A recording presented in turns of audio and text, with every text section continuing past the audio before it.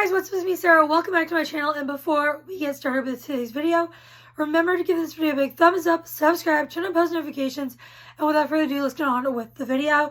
Today's video is going to be episode 1 of TBR Jar Chooses My Reads reading vlog, and I am very excited. I put a poll on my community page or community tab, whatever, on YouTube, and of videos I wanted to film, and you guys really wanted this one, so that is what we are here to do. This is the TBR jar. I'm going to be pulling 3 prompts out of this jar right now, and then I will choose 3 books that fit the prompts, and those are what we're going to read throughout the video. So without further ado, let's just pick our first prompt. These are jam-packed in here. Let's go with this one.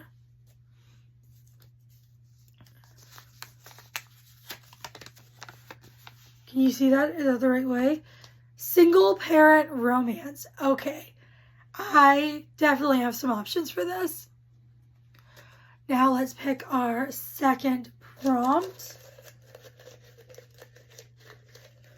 Try to get to the bottom. Another green one.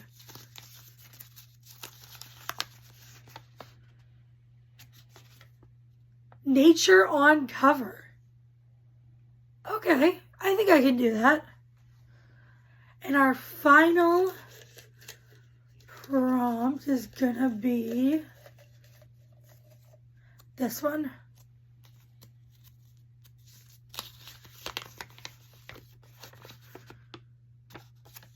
New to you author. Excellent. So I'm gonna go choose our 3 books, and I will come back once I've chosen them. I am back. I have selected the books I'm going to read in this video. And for single parent, I've chosen The Newspaper Nanny by Maren Moore. And this one is a very short one. It is about this NHL coach, and he's grumpy. She becomes his nanny, and like for his 3 kids, I think it's 3 for his kids, and that is what the book is about. I've heard not much about this at all, but I think I've heard 1 or 2 reviews, and they've both been pretty good. So I am very excited for this one. I love single parent. It's my favorite trope. And this one sounds really cute, really short, and like a fun time. So that's what we're going with for single parent romance.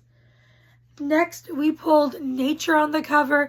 For this, I'm going to go with one on my Kindle from KU, and that is Wrecked by Brielle Mina.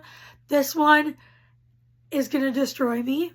I know it, because this is a love story. It has a tragic ending. There is no HEA, and I don't think I've ever read a book like that. Kind of like a romancy book with no HEA. I'm terrified. Everyone bawls their eyes out. I'm not a crier in books, but we'll see what happens. This one, I'm pretty sure it's second chance. I could be wrong. And I just think it is extremely emotional and a beautiful love story. So that's the one I'm choosing for Nature on the cover.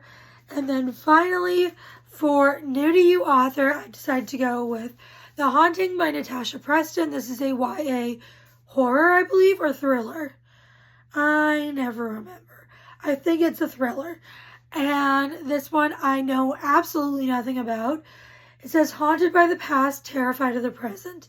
Penny knows she must forget about her ex, Nash. Ever since his father was revealed as the brutal serial killer who traumatized their small town last Halloween, Penny's parents have forbidden her to have anything to do with Nash or his family. It's hard not to think of him, but she's trying. That stops when she goes shopping with her friends for a costume. What she finds instead is ripped from a horror movie, someone from school bleeding out on the floor of a dressing room, stabbed. People are quick to blame Nash and his sister Grace, but as Halloween nears and the body count rises, Penny can't help but thinking this copycat killer is someone no one suspects. This sounds really good. I've heard pretty good things about Natasha Preston's books. I've heard good things about this one in particular, and I'm very excited to give this one a read. Obviously never read anything by this author since I'm using it for the new to you author prompt, and I'm excited. I'm excited for a good, fun YA thriller. And those are the books I'm going to be reading in this video.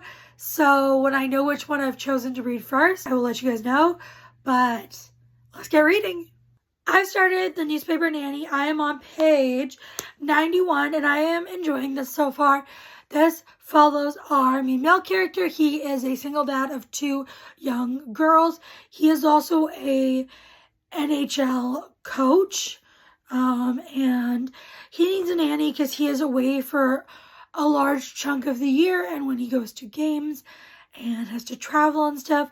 So he needs a nanny, but he is saying no to every applicant that applies. And then she applies and he thinks she's perfect. So he hires her. He's now staying away from her because he definitely likes her, but he's staying away from her and being very cold towards her and just extremely grumpy. But so she thinks that he's just being a complete ass and doesn't like her. But he does like her, and that's why, because he likes her more than just as a friend or a nanny for his kids. But I am enjoying the writing. I really like the characters. I love the 2 girls. They are so sweet and cute. And I'm just having a really fun time with this. I am excited to continue reading. And let's go do just that. I finished the newspaper nanny. I gave it 4.5 stars. I really liked this. It was such a sweet story. And I love single dad romances, single dad nanny. And this was Grumpy Sunshine. It was just so good. I enjoyed it. And 4.5 stars. So next I am going to be picking up one of the other 2 books. And when I start them, whichever one I start, I will let you guys know. I started The Haunting last night and I made it to page 116. I could have easily kept reading, but I wanted to give you guys an update. So this book follows our main character, Penny. Her boyfriend, like the previous year, her boyfriend's dad was, he murdered a bunch of people. And so her parents forbid her from seeing her boyfriend, so now it's her ex-boyfriend. And it is a year later. Halloween is approaching once again, and there has been a murder, and they think they found the person who did it, and it was just a one-off, but I'm pretty sure that's not what's going on. Someone is doing the murders again, whether it is the guy who did them or a copycat. I don't know. I am loving this book though. The writing's incredible. I love Penny and I'm just so invested. It's so fast-paced and bingeable. And I could easily just like sit down and read the entire book. I could have honestly read the entire book last night, but I'm like, no, put a bookmark in, stop reading this so I can give an update while I'm in the middle of it before I just completely finish the entire thing. But I'm obsessed with this.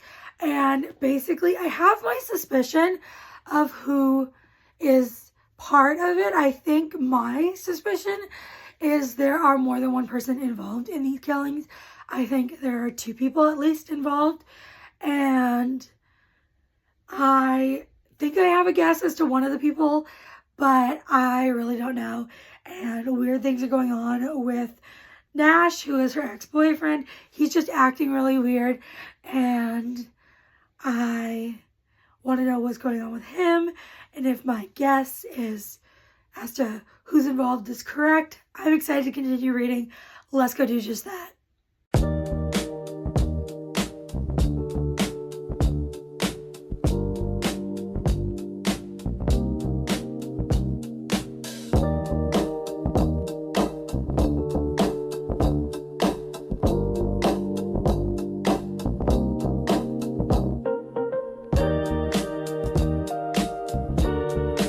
I finished The Haunting. I gave this book 5 stars. I absolutely loved it.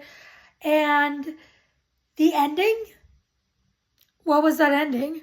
Like, I'm going to say I'm not happy with the ending, but I'm not unhappy with it. But I don't, if that makes any sense. I don't like the ending, but it's not, it didn't affect my rating. Still got 5 stars.